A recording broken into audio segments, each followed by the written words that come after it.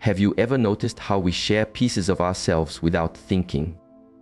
It's like carrying a precious bowl of water, yet spilling drops with every step. Let me share something simple but important. In our world today, many feel the need to tell everything, every thought, every plan, every feeling, to anyone nearby. But if you look closely, you might see something else happening. When you speak too quickly, something inside gets scattered, like seeds thrown to the wind before they can take root in the soil. Think about a moment of clarity you've had, a quiet knowing about your path. In that stillness, it feels whole and alive, like a seed resting in dark earth. But the moment you rush to tell others, it's as if you pulled that seed out too soon.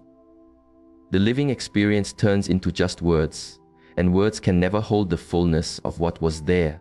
They become like empty shells, missing the life that was inside. When you share your insights too quickly, you choose the shell over the substance. Now, I know some might say sharing is good, that it connects us. And yes, in the right way, with care, it can. But there's a difference between sharing with someone who truly listens and pouring out your inner world to anyone who passes by. Think practically. When you tell someone a goal you have, what happens? They respond, maybe with praise, concern, or their own story. Your mind gets a little reward, a taste of recognition. But that energy was meant for doing the work, not for talking about it. You spend the force that should move you forward on the short comfort of being heard. This isn't some hidden secret. It's just how we are. Talking often replaces doing. You start living in plans and explanations, not in real moments. There's something else too. When you share constantly, you let others into your inner space. Each person you tell becomes a voice in your mind. Their opinions, their worries, their limits. Even with good intent, they occupy room that should be yours alone. I've seen this many times. Someone knows deeply what they must do, but after asking many others, that clarity gets clouded. They end up lost in a sea of outside thoughts, no longer sure of their own way. This is why ancient teachings value silence so much. Not as something secretive, but as a way to let things grow full strength. Think of it like a photo developing in a dark room. If you keep opening the door to show others, the light ruins it. Your inner life needs that same protected dark to develop rightly. Constant exposure spoils the process. When you make a habit of sharing, you start to live as if performing. You're not just walking in nature, you're already thinking how to describe it later. You're not fully in the difficult talk with a loved one. Part of you is rehearsing the story for friends. This splits you away from your own life. You become the reporter, not the person living it. And what's subtle here is how it feeds on itself. The more you share, the more you need to share. It feels like an experience isn't real until someone else knows. You start depending on outside validation, always reaching out, never full inside. True wisdom doesn't need an audience. It grows in the quiet, when you're simply present with what is, letting life teach you without turning everything into a story for approval. Watch someone who shares too much. Others begin to feel their own parts of that person. They know your history, your patterns, your struggles. They put you in a box in their mind and treat you based on that, not who you are now. You become a character in their story, not a living being. Worse, you start to believe that version too. You get trapped by the very sharing meant to free you. There's an old idea about working in a sealed vessel. The change happens best in containment. If you keep opening it to check or show others, you lose the heat and pressure needed for true transformation. Your inner growth needs that sealed space. Your life as that vessel. Your struggles, insights, victories need protection to work on you in privacy until they make you new. Open it too early and the change doesn't happen. You stay always becoming, never arriving. People with depth often have a quality of quiet about them. Not because they hide things, but because they know not everything needs explaining or sharing. They carry an inner dignity that doesn't seek constant validation.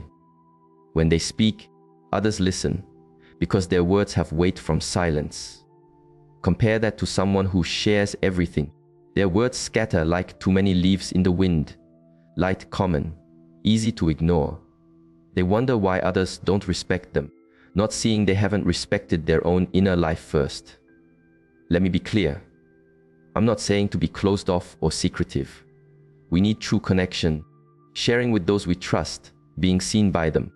This is about discernment, knowing the difference between sharing that adds richness and sharing that drains your vital energy. Before you speak something personal, ask why. Are you seeking wise counsel from someone you respect, building real intimacy with someone earned over time, or just filling silence, looking for validation, feeding a need for attention? Be honest. Most times it's the latter. That's when you practice the discipline of silence.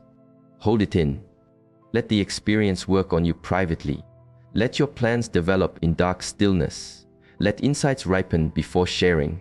This isn't repression, it's maturation. Letting things complete their cycle within you before facing the outer world. When you do this, something shifts. You become more present in your life.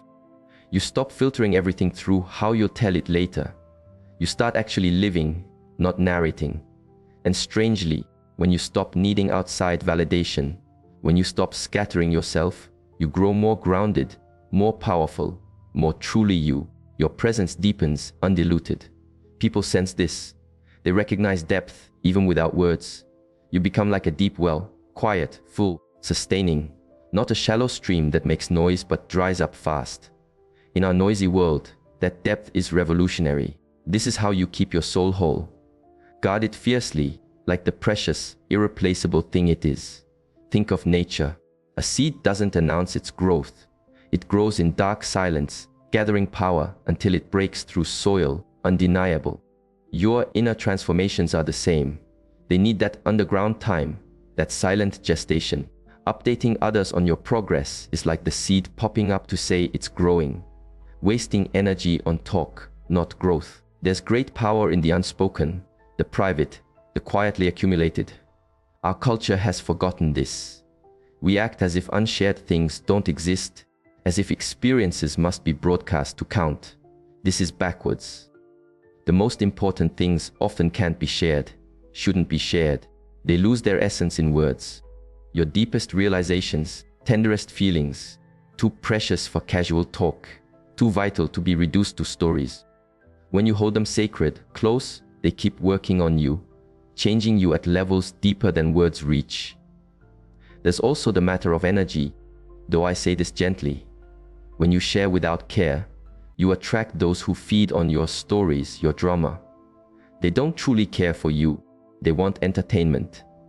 You train yourself to live for an audience, not for yourself. You become a performer in your own life. What a poor trade, giving real experience for hollow interest from those who don't matter. This discipline of selective silence takes strength. It goes against what we've been taught socially. It feels uneasy at first. You want to fill silences, explain, share, resist, sit with the discomfort. Feel what it's like to have experiences that are yours alone, thoughts not externalized, a rich inner life needing no validation. Here, real power gathers, true transformation happens. Here, you find who you are beneath all the stories you've told. And you'll see you're far more than those stories ever captured. There's freedom in not having to explain yourself, justify choices, turn your life into content for others. You simply are. You do. You experience. That simplicity, that direct contact with your life. This is being truly alive. The old Zen masters knew this. When asked the meaning of their way, one just held up a flower.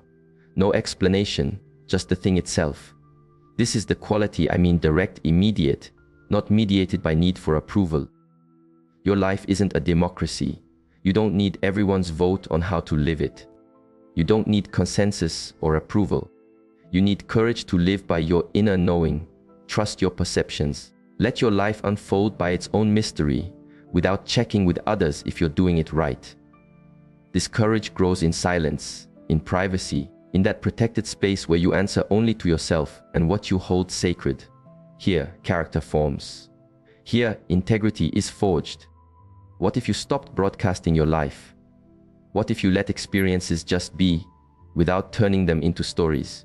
What if you pursued goals in silence until they're done? What if you guarded your inner world like your home? You'd find life more vivid, more real, more yours. You'd discover depths in yourself you never knew, because you were always skimming the surface for conversation material. You'd find silence not empty, but full, pregnant with possibility. And you'd understand what the wise have always known. The deepest truths can't be spoken. The greatest wisdom lies between words, and your soul, so precious, needs protection from the world's noise to grow into its full beauty. Guard your silence. Protect your privacy. Live your life, don't narrate it. This is the path to true presence, real power, authentic wisdom. This is how you keep your soul whole in a world that wants to break it into shareable pieces. Remember this well.